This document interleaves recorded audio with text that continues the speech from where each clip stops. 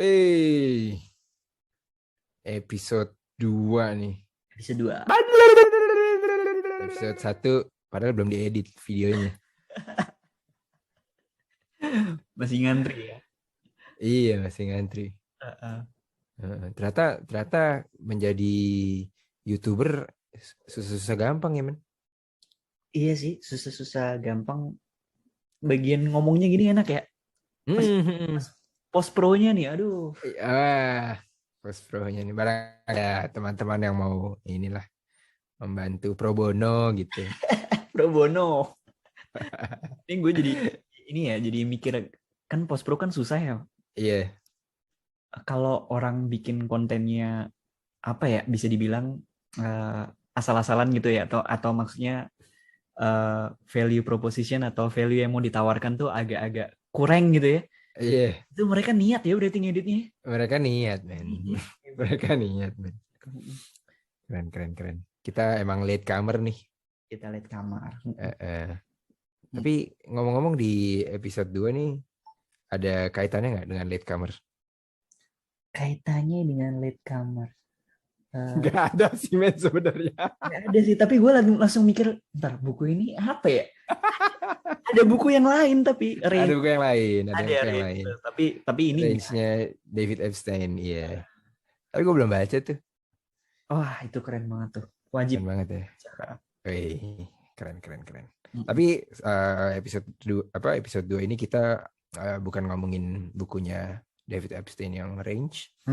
Kita bakal ngomongin bukunya Adam Grant, yoi. Judulnya apa tuh, men? Adam Grant, judulnya Think Again. Wih. The Power of Knowing What You Don't Know. Widih. Siap. Wih, The Power of Knowing What You Don't Know. Iya. Mantap bener. Adam Grant itu gue pikir ini loh, beasiswa untuk laki-laki gitu. Kenapa tuh? Oh, iya. Grant-nya maksud lu ya? Grant-nya, iya. Adam. Iya. Bapak banget ya. Tapi lu kalau boleh gue bertanya nih, lu kenapa pick up this book, man? Pertama Lau sih yang rekomendasiin. Oh, gue ya. Iya. Gue minta banget di ini ya, dipuji gitu ya. Enggak. Tapi lu ngerekomendasiin tuh ini buku yang wajib lu baca gitu. Jadi, wih, gila nih Firman udah ngomong gini nih.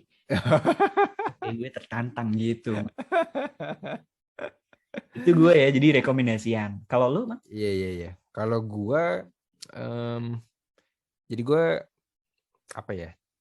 Bukan berlangganan sih, dilanggananin sama kantor gue, sama apa namanya, di website namanya, kok gue jadi lupa namanya.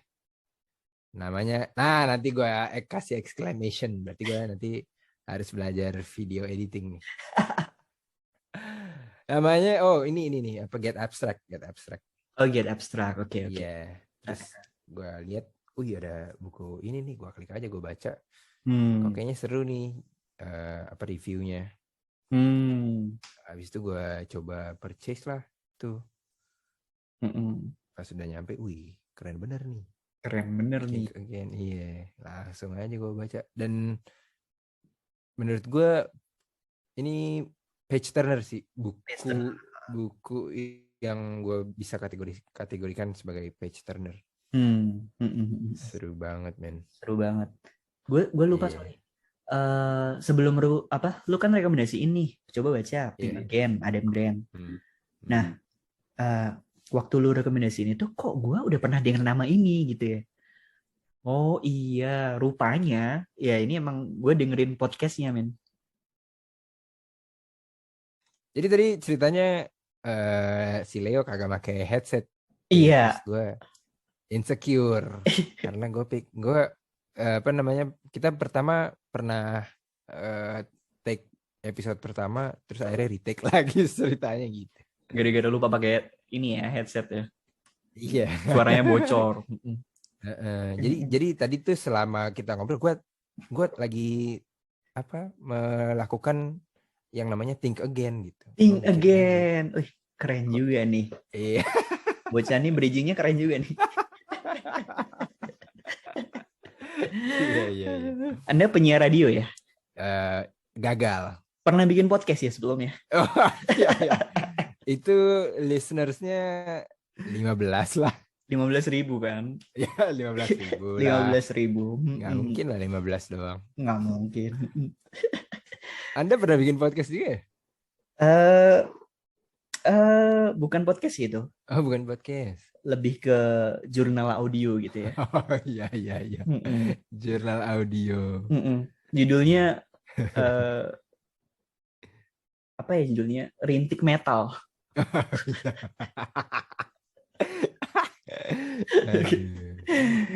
Itu man, jadi pas lu rekomendasiin nih Think Again, Adam Grant itu gue kok kayak udah pernah dengar nih nama. Terus nama si Adam Grant ini ya. Nama si Adam Grant. Ternyata gue tuh inget-inget pernah baca tulisannya di Harvard Business Review. Oh iya. Sama kayaknya kalau gue olahraga kan dengerin podcast nih. Nah ternyata gue juga dengerin podcastnya dia, Work Life by Adam Grant. Oh. That podcast. Oh alah, ternyata nih orang toh. Pantesan pas gue baca, pantesan bukunya keren gini gitu. I see. Jadi gue mengenalnya awalnya bukan dari pengarang buku gitu. Iya. Dan memang dia di TED Talks ya, dia juga banyak sekali video-video di TED Talks-nya dia gitu ya. Iya, podcastnya itu by TED Talks, men. Oh, gue belum pernah denger sih kalau yang di podcast. Gue suka nonton yang di YouTube tuh. Oh iya. Work Life Adam Grant supported by TED Talks kalau nggak salah. I see. Mantap. Jadi memang gue mengenalnya dia sebagai lumayan deket ya sama dunia yang gue geluti ya. Jadi organizational psychologist gitu. Iya. Dan kalau lu udah pernah dengar podcastnya atau nonton TED Talks-nya, pada saat lu baca bukunya, suaranya tuh kayak terngiang di kepala lu gitu kalau gue ya. Oh gitu ya? Iya, karena dia menurut gue dia apa ya, kayak David Goggins gitu. David Goggins kan kalau lu baca bukunya dan lu udah tahu orangnya gimana, lu akan kebayang nih, anjing suaranya begini nih kalau kita dengar audiobooknya gitu ya. Nah, si Adam Grant ini apa ya? Menurut gue enak juga sih dia dalam public speaking gitu ya. Iya. Nggak, tapi beda banget men sama David Goggins. David Goggins mah kebanyakan sumpah serapah ya. Oh iya, kalau David Goggins sih itu perlu dibahas juga sih dalam episode selanjutnya ya. Tapi kalau Adam Grant good guy lah. Good guy banget. Gue nggak mikir bentuknya tuh kayak gitu. Maksudnya bentuknya tuh ini loh kayak lugu ramah banget gitu loh. Gue pikir ketika membaca bukunya dan dengarkan suaranya di podcast tuh kayak apa ya, wise gitu loh man. Yang wise berjenggot terus apa sudah gray hair gitu ya. Iya. Ternyata lugu ternyata. Maksudnya lugu ya. Bersih sekali gitu. Iya. Jadi kalau di ini buku sebenarnya bukan buku pertamanya sih ya. Cuman ini adalah buku pertama Adam Grant yang gue baca nih. Mungkin kalau lu juga ya. Sama. Sama juga ya, karena dia ada buku judulnya Original sama Option B kalau nggak salah ya. Option B ya, oke. Option B itu soal facing adversities. Nah, tapi ini buku pertama yang gue baca. Dia buku terbit di tahun 2021. Jadi udah ngomongin pandemi juga gitu di buku ini. Relatif baru ya, 1 tahun ya. Relatif baru.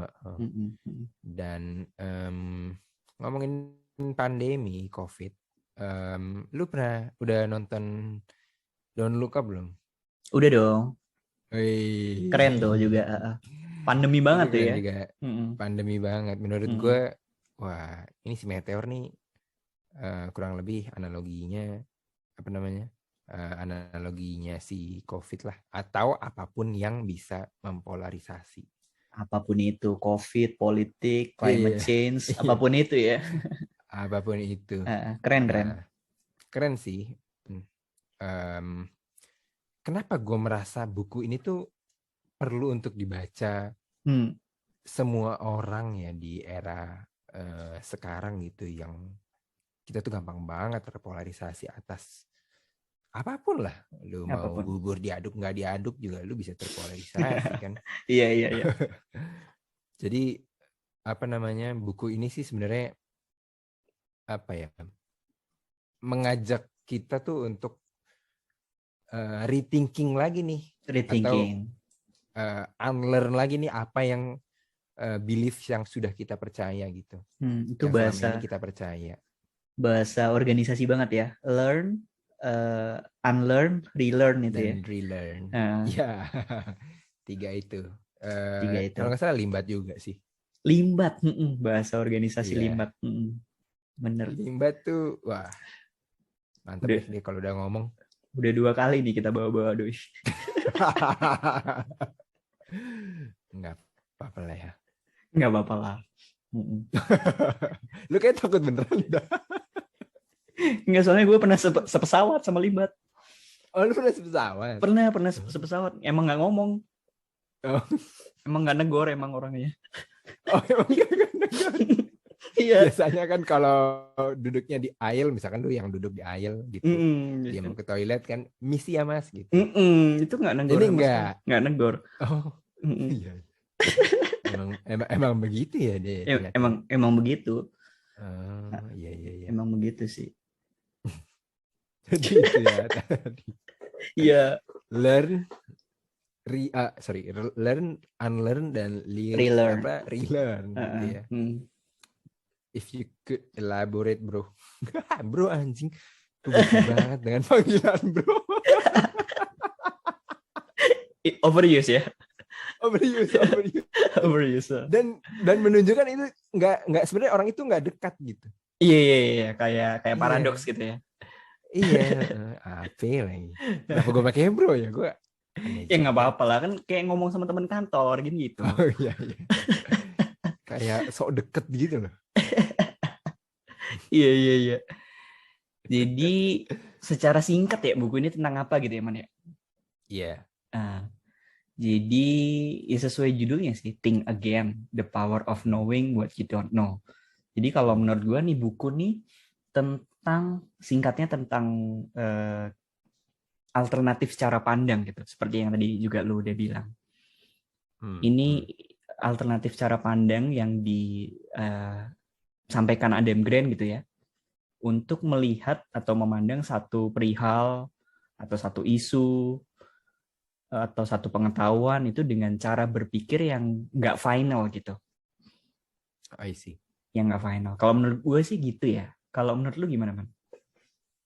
Kurang lebih juga sama. Jadi there's no absolute truth sih sebenarnya.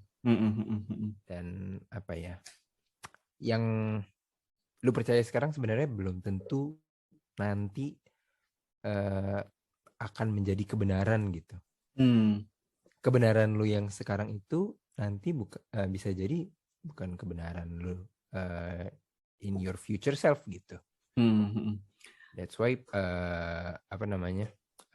penting bagi kita untuk bisa melepas old beliefs gitu. Yang kalau kita pikir-pikir lagi nih, kenapa sih kita kok susah banget gitu yang lepas old beliefs yang sebenarnya udah jelas lebih banyak unfaedahnya gitu. Let's say gitu. Dan kalau misalkan ada orang yang ngasih kita counter argument gitu atas apa yang kita percaya, kenapa kok kita harus gampang banget tersulut? Defensif gitu. ya, gampang banget defensif, tersulut ya.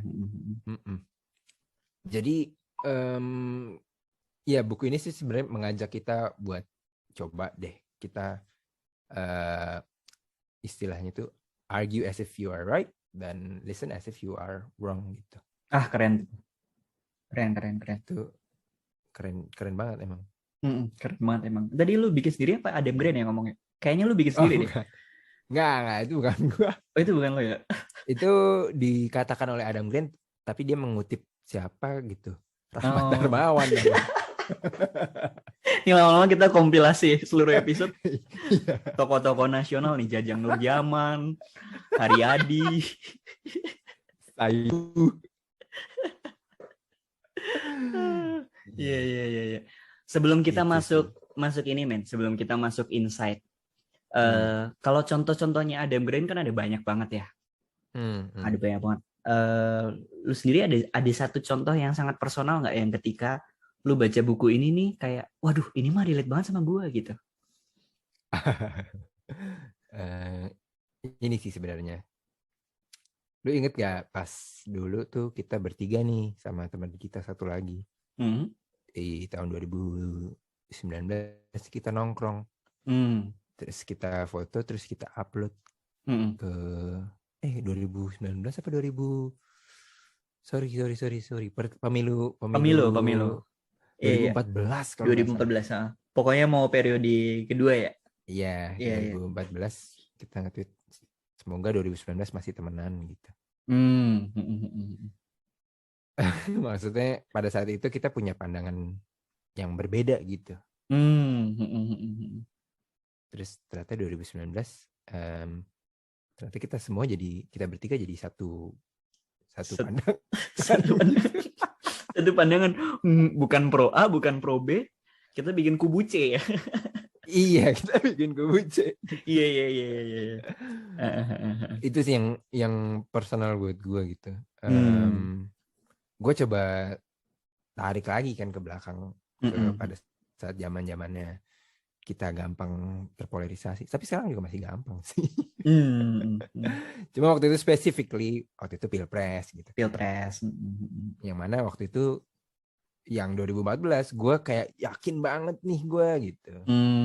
Gue yakin banget pilihan gue, wah dia Robin Hood. Pas 2019 gue ya selama kurang lebih 4 tahun itu ada proses relearn dan unlearn dan relearn lagi tuh. Jadilah kita berada di kubu C. Gue juga. Kalau dalam contoh itu iya ya, gue juga. Jadi makanya kita jadi kubu C gitu kan. Iya. Tapi mungkin lo ada contoh lain nih, men, selain Pilpres ya waktu itu. Selain Pilpres sebenarnya agak-agak sama ya, sama yang disebutkan Adam Grant ya. Jadi contoh yang banyak disebutkan oleh Adam Grant kan soal pandemi nih, COVID nih. Yep.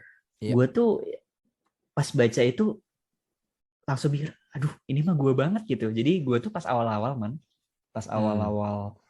vaksin dikembangkan gitu ya, pas awal COVID, gue tuh kan mungkin istilahnya kayak masuk di rabbit hole gitu ya. Kayak masuk ke bacaan-bacaan yang udah terlalu dalam gitu ya. Yang membawa ke keyakinan gue bahwa vaksin itu nggak bener gitu. Nggak seharusnya gue vaksin gitu. Oke. Karena banyak hal lah. Gue tanya dong ke nyokap gue yang juga kurang lebih ada kaitannya dengan dunia vaksin, pervaksinan gitu lah. Oke. Nyokap gue juga ternyata nggak terlalu setuju gitu. Jadi ada bagian-bagian yang tidak setuju gitu. Tapi ya apa yang lu bilang tadi ya, jadi ada proses unlearn sama relearn. Gue baca buku-buku lagi, baca bacaan lagi, baca sumber informasi lagi, ketemu sama orang, diskusi lagi. Dan memang itu membawa ke stance gue yang dari tidak mau vaksin sekarang malah udah booster gitu. Jadi maksudnya itu tuh nyata banget. Jadi kerennya Adam Grant tuh ini, jadi mengajak kita sebagai pembaca untuk berefleksi juga. Tapi selain vaksin ada banyak banget lah. Contohnya kayak misalnya gue dulu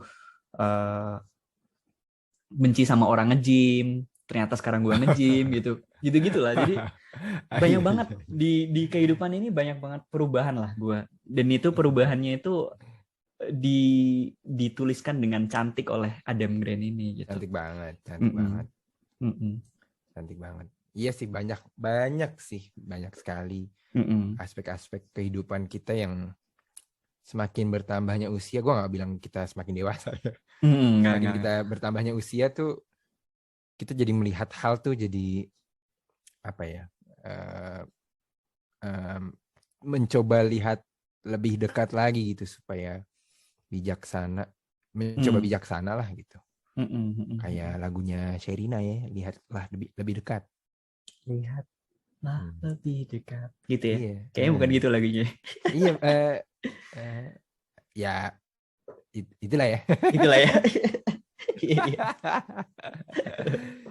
Gue juga sih men soal vaksin gue juga kurang lebih apa ya? Gue nggak punya kebenaran absolut gitu. Kayak pada tahun 2020 gue kayak menyaksikan bahwa vaksin ini akan dapat terdistribusi dengan cepat gitu. Kalaupun bisa cepat, gue nggak yakin dia bakal istilahnya itu efikasinya ya. Efektivitasnya ya. Efektivitasnya tuh bakal tinggi gitu.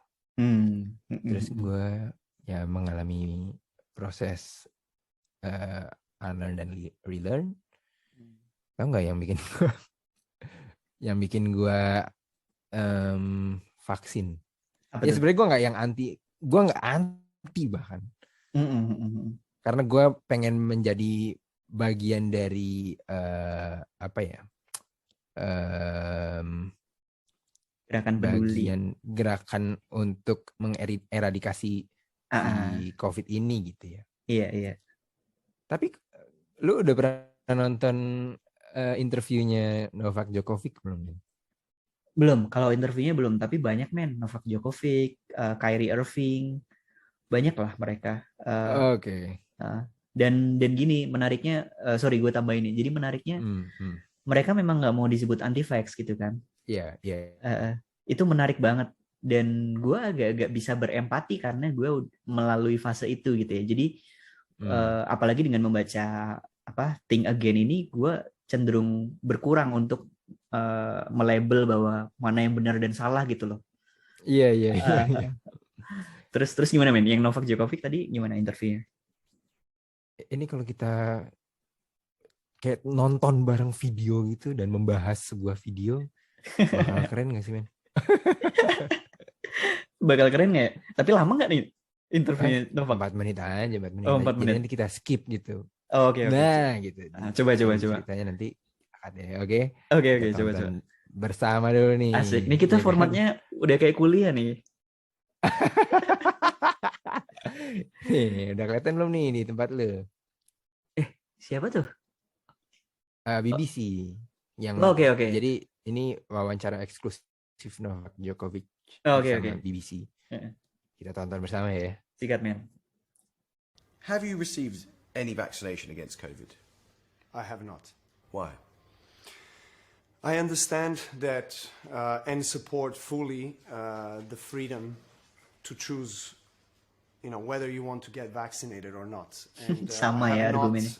spoken about this before, and I have not disclosed my medical record, my vaccination status, because I had the right to keep that private and discreet. But as I see, there's a lot of wrong conclusions and assumptions out there. I think it's important to speak up about that and justify certain things, right? So I was never against vaccination. I understand that globally everyone is trying to put a big effort into handling this virus and seeing hopefully an end soon to this virus. And vaccination is probably the biggest effort that was made. Probably half of the planet was vaccinated. And I fully respect that. But I've always represented and always supported the freedom to choose what you put into your body. And for me, that is essential. It's really the principle of understanding what is right and what is wrong for you. And me as an elite professional athlete, I've always carefully reviewed, assessed everything that comes in from the supplements, food, the water that I drink, or sports drinks, anything really that comes into my body as a fuel, based on all the informations that I got, I decided not to take the vaccine as of today. So do you have, as of today? Yes, I keep my mind open because we are all trying to find collectively a best possible solution to end COVID, right? I mean, no one really wants to be in this kind of situation that we've been in collectively for 2 years. I'm part of a sport, a very global sport that is played every single week in a different location. So, you know, I understand the consequences of my decision. And one of the consequences of my decision was not going to Australia, and I was prepared not to go. And I understand that not being vaccinated today, I'm unable to travel to most of the tournaments at the moment. And that's the price you're willing to pay? That is the price that I'm willing to pay. Big price. Are you prepared to forego the chance to be the greatest player that ever picked up a racket, statistically, because you feel so strongly about this jab? Yes. I do. But as things stand, if this means that you miss the French Open, is that a price you'd be willing to pay? Yes, that is the price that I'm willing to pay. And if it means that you miss Wimbledon this year, again, that's a price you're willing to pay? Yes. Why, Novak?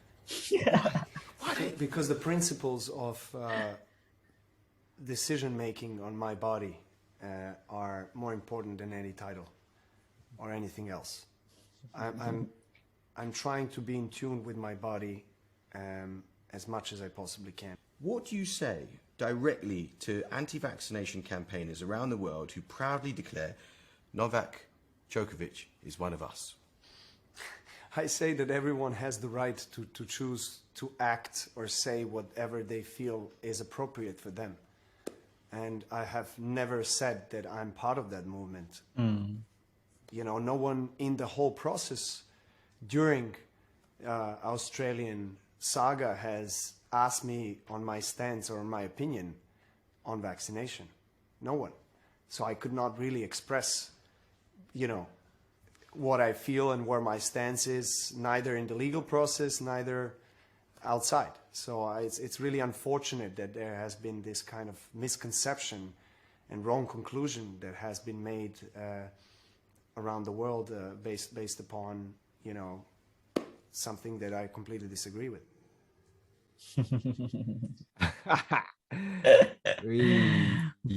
Perfectly describe buku ini ya. Keren banget sih menurut gue. Maksud gue, even if I disagree, tapi cara dia menyampaikannya tuh sangat-sangat elegan sih menurut gue.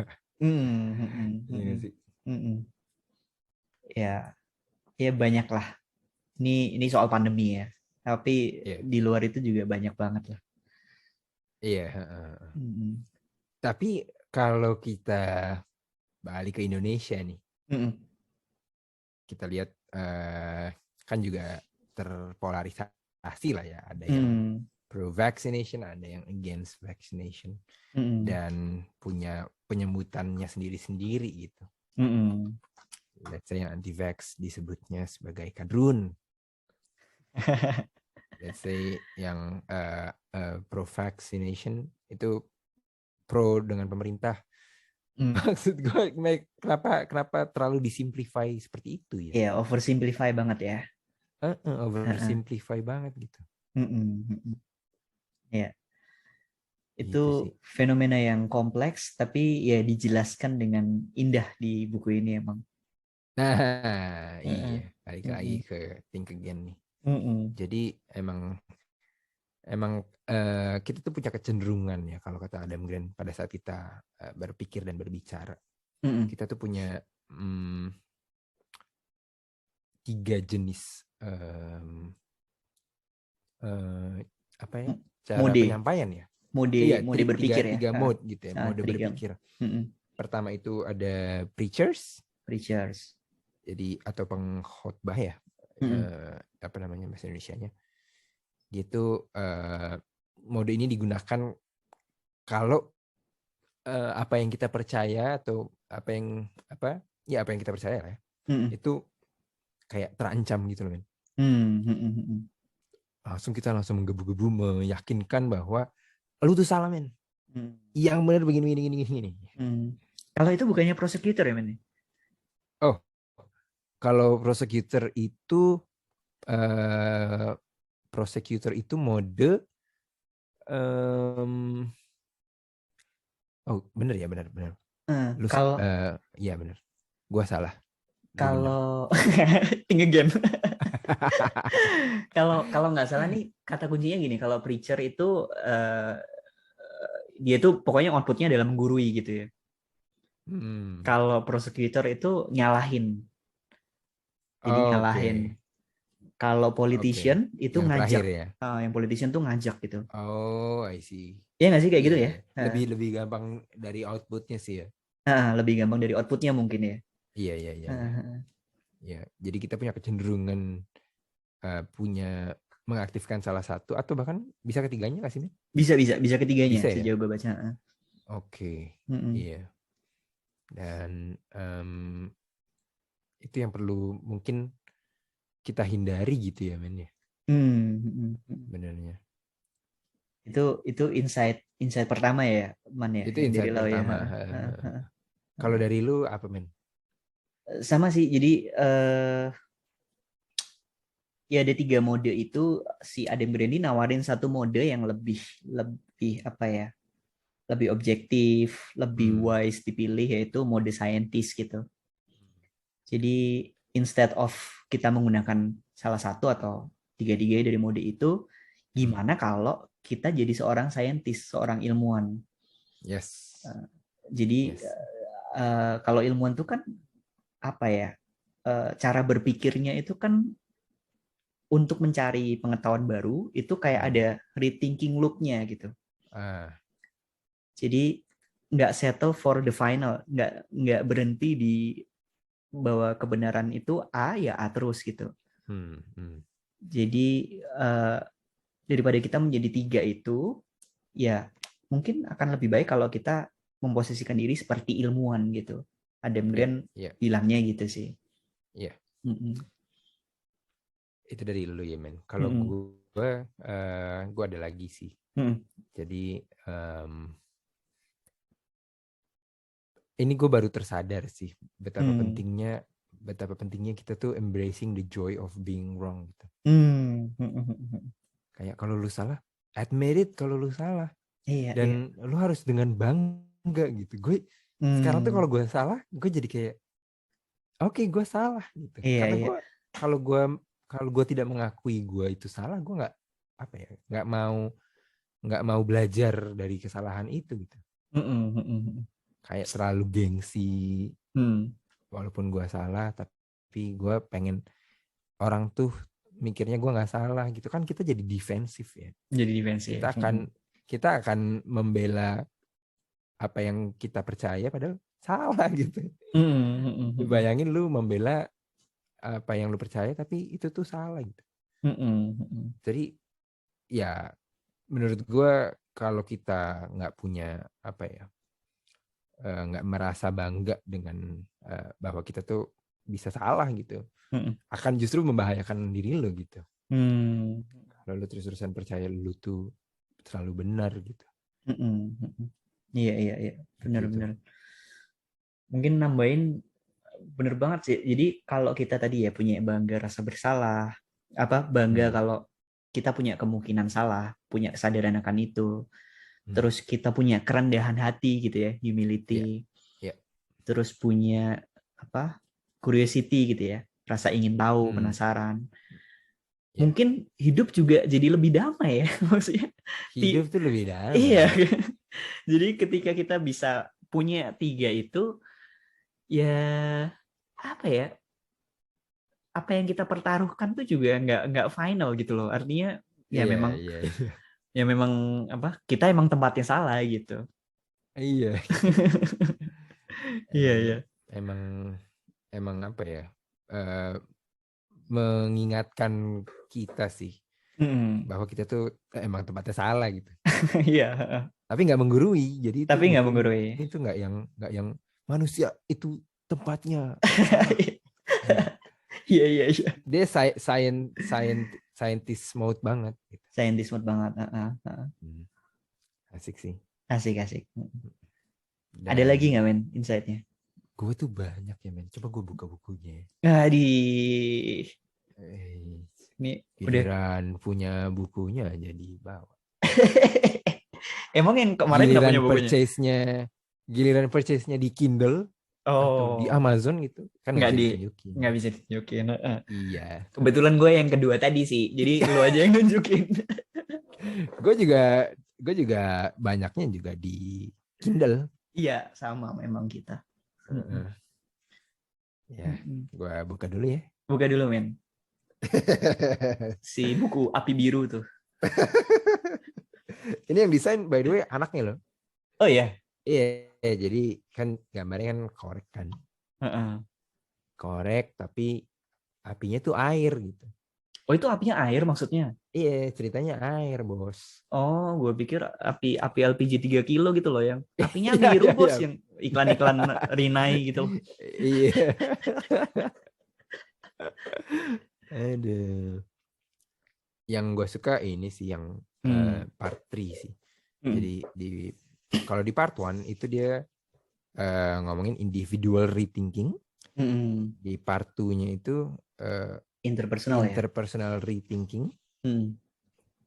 Dan yang part terakhir collective rethinking. Dan ada chapter yang ngomongin depolarizing our divided discussion. Nah itu seru banget sih. Nah kita nggak akan ceritain sih karena sebenarnya tujuan kita di sini adalah supaya lu baca bukunya gitu ya. Mengajak baca ya. Mengajak baca gitu. Gitu aja sih. Mantap. Gue buka ya. Kayak ini review. Maksudnya bagian ini gitu. Iya. Ya udah gue balikin. Ada insight lain nggak men? Kayaknya sih dari gue cukup sih men. Itu ya. Kalau lu ada insight lain nggak tuh men?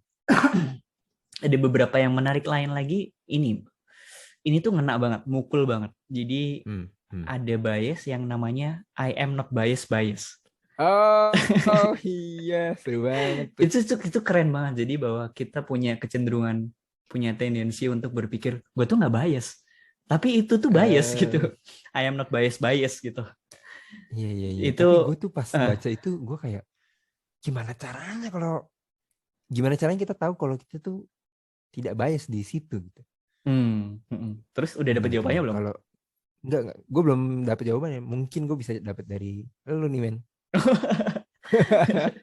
Kalau gue sih ini ya, jadi mengabdi ke scientist mode itu, jadi sesuai saran Adam Grant. Jadi ketika kita mengabdi ke scientist mode itu ya, I am not biasnya itu bisa kita kikis pelan-pelan gitu. Oke. Bisa kita kurangi. I see. Terus yang menarik lagi ini sih, tadi lu udah sempet bilang juga sih di awal.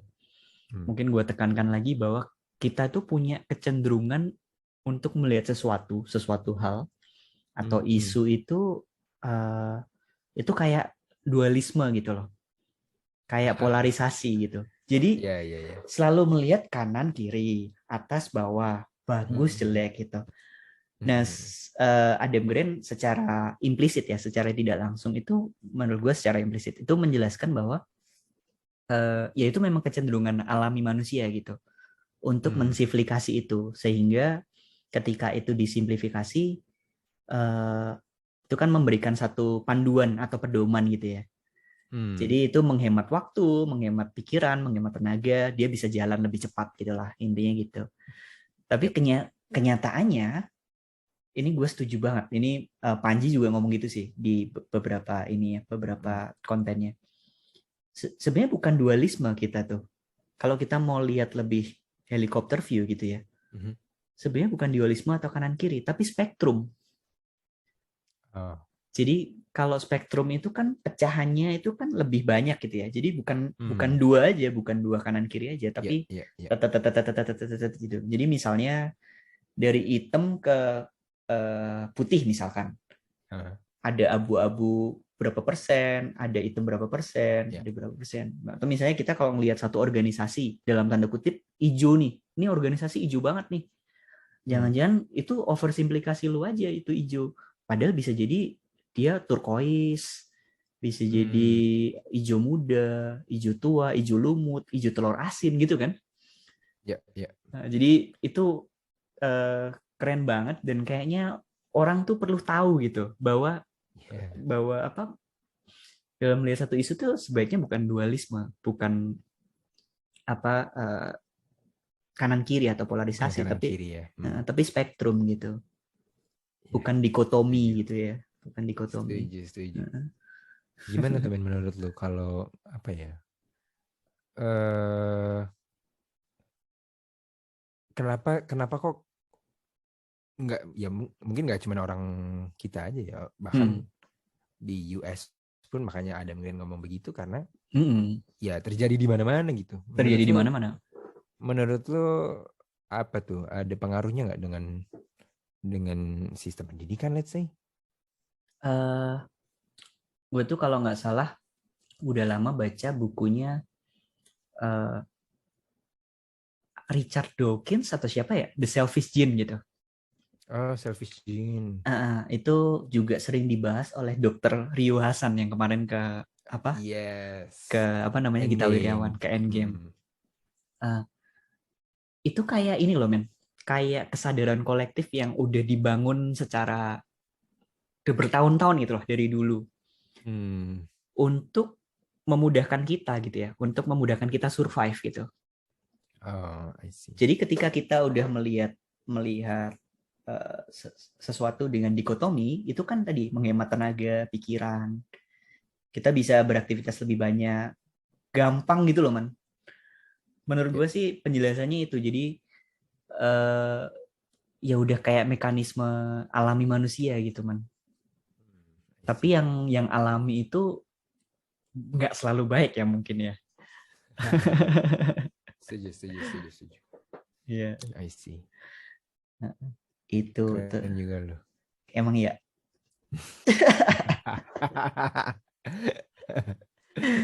Satu lagi ini insight keren juga di Adam Grant tuh ini. Kayak tadi kita ngomong tentang Novak Djokovic tadi ya. Iya. Atau ya gue tahu lu ngasih contoh itu supaya aman kan, nggak ngasih contoh lokal kan. Kalau lokal jadinya dihujat men, soalnya iya. Soalnya bukan ya messengernya sih ya yang diserang. Kalau ini message-nya men, berkualitas men. Ini berkualitas, benar. Tapi gue nggak ngomong yang lokal nggak berkualitas ya man. Gue nggak mau dihujat. Oh iya, itu nggak usah diomongin. Oh iya, itu nggak usah diomongin. Orang lagi di penjara. Iya. Nah tapi di buku Think Again ini Adam Grant tuh nggak cuman ngasih cara pandang gitu ya, dia ngasih satu metode praktis juga. Tapi gue nggak akan share di sini karena selain karena gue mungkin nggak jago menjelaskannya, tapi juga supaya teman-teman juga baca gitu. Jadi ada satu namanya motivational interview. Ingat nggak man di bukunya? Sebentar. Motivational interview itu contohnya vaksin juga. Ini yang vaksin whisperer bukan sih? Itu dia. Benar. Iya. Iya, ingat gue. Dia ngasih satu framework teknik juga bahwa yaitu kayak profesi vaksin whisperer, bahwa orang yang mempersuasi supaya ayo kita vaksin yuk, bahwa vaksin itu menyelamatkan banyak orang dan lain-lain. Itu ada gitu profesi itu. Yes. Dan salah satu tekniknya yang digunakan adalah motivational interview gitu. Nah, itu kayak apa? Itu teman-teman benar-benar harus baca gitu ya, harus baca lebih detail. Tapi mungkin kurang lebih di internet juga banyak. Ada banyak ngomongin hal itu gitu. Banyak di buku bacaan tentang aja gitu. Tentang konseling juga banyak. Iya. Jadi itu keren sih. Itu keren banget itu. Jadi sebenarnya kalau tadi ya, kalau vaksin whisperer itu yang ngomong, yang interview Novak Djokovic, bisa jadi Novak Djokovic pelan-pelan berpindah Bisa stage jadi. gitu. Bisa jadi. Tapi tadi kalau lu notice si Novak Djokovic juga bilangnya kan as of today gitu. Iya. Open to apa namanya? Ya pokoknya dia open sih sebenarnya. Jadi nggak merasa bahwa apa yang dia percayai sekarang ini is the absolute truth. Gitu. Benar. It's the true example sih. Pas gue nonton itu, anjir keren sih ini orang. Iya, ini emang keren. Contoh yang bagus, maksudnya menawarkan satu respect kita bahwa yang berseberangan itu juga maksudnya punya argumen yang bagus gitu. Coba yang kayak begitu gitu, yang apa namanya? Waduh. Janganlah. Iya. Yang penting kita kasih contoh yang baik ya. Iya. Iya. Gimana men? Lu kalau gue sih merasa ini buku keren banget. Tapi kalau lu mungkin ada satu dua hal yang mungkin bikin buku ini bukan yang terbaik gitu. Tapi lu ini ya berarti benar-benar suka sama nih buku ya? Nggak ada satu hal yang bikin nggak suka sama sekali? Wah, gue nggak ada sih men. Nggak ada ya? Oke. Karena apa ya? Keren banget sih menurut gue. Iya. Kalau mungkin dari lu ada yang bikin dia nggak sempurna. Waduh. Maksudnya bukan ini ya, bukan cari kesalahan, tapi bukan. Tapi kalau yang keren banget mah banyak banget ya. Cuman mungkin kalau ada pas baca ada yang bikin gitu. Ada yang masih bisa diperbagus nih gitu. Kayak siapa gue ya? Menurut gue gini man, ini buku tuh oleh pembacanya itu perlu diolah gitu. Nggak bisa ditelan mentah-mentah gitu. Jadi konsep think again ini nggak bisa ditelan mentah-mentah. Menurut gue nih konsep nih sangat kontekstual gitu, tergantung konteksnya, tergantung audiensnya juga gitu. Maksud gue gini, ini agak-agak sama-sama range ya, agak-agak sama David Epstein. Sederhananya adalah gini, ketika kita dikasih himbauan untuk think again, berarti kan kita butuh think dan do dulu gitu ya, sebelum bisa think again gitu kan. Nah, artinya advice ini itu ya harus apa maksudnya lebih cocok diindahkan oleh orang-orang yang sudah think dan do dulu sebelum disuruh think again gitu. Itu apa namanya ide besarnya gitu ya. Tapi contoh-contoh kecilnya misalnya gini, kayak yang lagi mungkin ini nggak berkaitan tapi mungkin bisa menggambarkan. Jadi misalnya kerja keras sama kerja cerdas gitu man, misalkan. Nah, menurut gue orang itu perlu kerja keras dulu, baru dikenalkan ke konsep kerja cerdas. Kalau itu di shortcut gitu ya, nggak dikenalkan kerja keras dulu, percaya deh outputnya jelek gitu, outputnya nggak bakal sebagus yang dapat dua-duanya. Atau misalnya gini, yang lagi rame nih, kita kan punya kecenderungan ada dua hal ya, jadi menghasilkan uang sama menambah nilai uang gitu kan. Nah, generasi kita itu kok punya tendensi sukanya yang kedua aja gitu, menambah nilai uangnya. Ini sering disinggung juga sama Gita Wirjawan. Jadi kalau yang hard labor itu kayak nggak mau gitu. Tapi kalau nggak ngerjain itu siapa yang bikin baju, siapa yang jadi chef, yang masak dan lain-lain gitulah. Nah, terus contoh lain misalnya musik ya, misalnya klasik sama jazz gitu. Biasanya sih polanya musisi jazz yang baik yang bisa mengimprovisasi itu biasanya itu paling nggak punya basic klasik lah atau basic musik lah. Karena dia punya basic, maka dia bisa improvisasi gitu. Dia bisa mainin beatnya, bisa main harmoninya dan lain-lain. Nah kayak gitu man.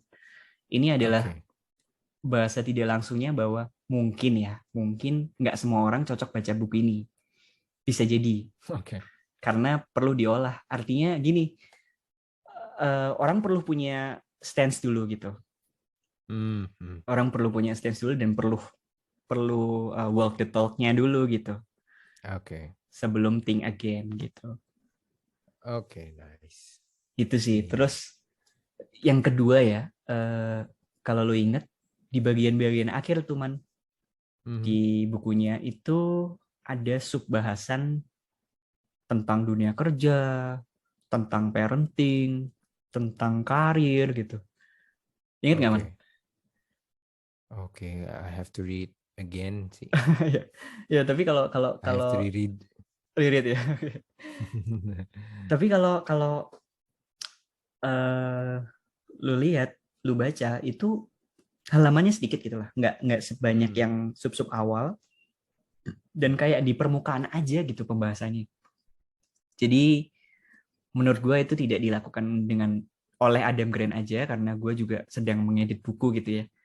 Oke. Jadi menurut gue penulis itu memang punya kecenderungan untuk masukin pokoknya mau apa yang ada di kepala masukin, pokoknya kalau masih nyambung dengan topik ini, gue punya omongan ini dimasukin aja gitu. Artinya di bagian-bagian akhir mungkin menurut gue kayaknya bisa di apa ya, ditajemin lagi di buku yang lain gitu loh Man. Maksudnya ini mah ada tempatnya sendiri gitu. Ini ada tempatnya sendiri gitu. Wah, gue kayaknya emang perlu baca lagi sih. Gue emang terlalu mencari kesalahan. Enggak, tapi keren banget nih buku, sumpah. Jadi berapa nih lu kalau lu bisa memberikan rating? 1 sampai 5 men. 1 sampai 5 ya. 4 sih. 4 ya. 4. Oke. Lu men? Nice. Gue kalau kasih 5 sih. 5 ya, wuh. Gue 5 sih. Mantap. Karena apa man? Suka banget gue gitu. Suka banget ya. Suka banget dengan cara dia ngajak kita tuh untuk challenge our thinking gitu. Asik sih. Asik. Dan gak berat sih sebenarnya. Gak berat ya. Iya. Maksudnya kayak misalkan thinking fast and slow, you have to really, itu emang berat banget. Kalau itu emang benar banget. Itu berat banget. Itu berat banget. Karena lu sambil baca sambil juga mempraktikkan apa yang ada di buku itu. Kayak slow thinkingnya tuh ini gitu kan ada kayak psychological testnya gitu ya. Tapi kalau think again nih very light sih, dan it's an important book untuk apa ya di era sekarang lah ya. Gitu. Dan nyambung banyak juga ya, kalau kita ngomongin apa aja yang kena itu nyambung banget sama banyak buku lah. Nyambung banget sama banyak buku. Lu udah baca Grit belum Man? Wah, Grit belum nen gue. Nah, gue tadi Grit tuh by Angela Duckworth ya. Angela Duckworth. Dan tadi gue tuh mau bilang yang kontekstual tadi ya Man ya. Orang tuh harus grit dulu gitu. Bukan harus ya. Orang tuh akan tahu kalau ini tuh bagus kalau dia grit dulu gitu, ngelakuin grit dulu. Nah, si Adam Grant tuh memang secara implisit tuh emang menentang grit banget gitu di buku ini tuh. Gue menangkapnya agak nentang grit banget gitu. Jadi kalau orang nggak punya grit atau passion to perseverance untuk pokoknya ngeluarin effort mencapai apa yang dia kejar gitu ya, tapi udah disuruh think again gitu, itu ya tadi ya kayak yang gue bilang, mungkin itu terlalu shortcut gitu. I see. Gue lagi mencoba ini sih. Si Adam Grant kan punya, tapi nggak tahu nih ada kaitannya apa enggak sebenarnya.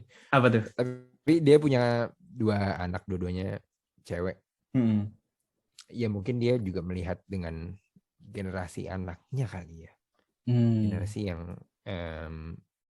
yang mungkin juga, dan kita lihat lagi backgroundnya si Adam Grant, mungkin dia berada di kelas sosial yang mana people tend to avoid the hard hard apa tadi lu bilang, hard work, grit, yang kerja kerasnya gitu, kerja jadi kokinya, jadi hard labor ya, hard labor ya, itu mungkin ya, gue nggak tahu sih, nggak tahu ada kaitannya apa enggak. Tapi kaitannya sama buku banyak banget ya man, kayak Grit itu ada kaitannya, Blink kemarin ada kaitannya, apa Thinking Fast and Slow Daniel Kahneman ada kaitannya, Range ada kaitannya. Jadi ini Range nih keren lah. Menurut lu buku ini cocok dibaca siapa man? Wah, menurut gue generasi apa aja masuk sih. Generasi apa aja selama masuk. Lu embrace apa ya? Selama lu tuh merasa ya yang lu percaya itu nggak selamanya benar gitu. Selama lu mau untuk melepas itu sih. Old belief ya. Old beliefs gitu. Itu cocok buat orang-orang yang merasa apa ya, punya keinginan untuk itu. Apa sih gue?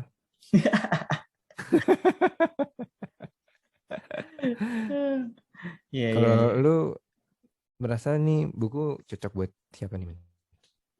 Netizen sih. Wah, paling setuju ya, sumpah paling setuju. Pokoknya netizen di mana, pokoknya netizen di platform di mana platform itu jadi tempat sambat. Iya. Pokoknya apa, tingkat paling mikronya netizen, tapi dengan catatan ya tadi apa namanya, perlu reflective thinking gitu ya. Terus yang lebih makronya ya policy maker sih ya. Itu kepake banget sih buat policy maker, buat negotiator, buat konselor, buat orang yang mempersuasi.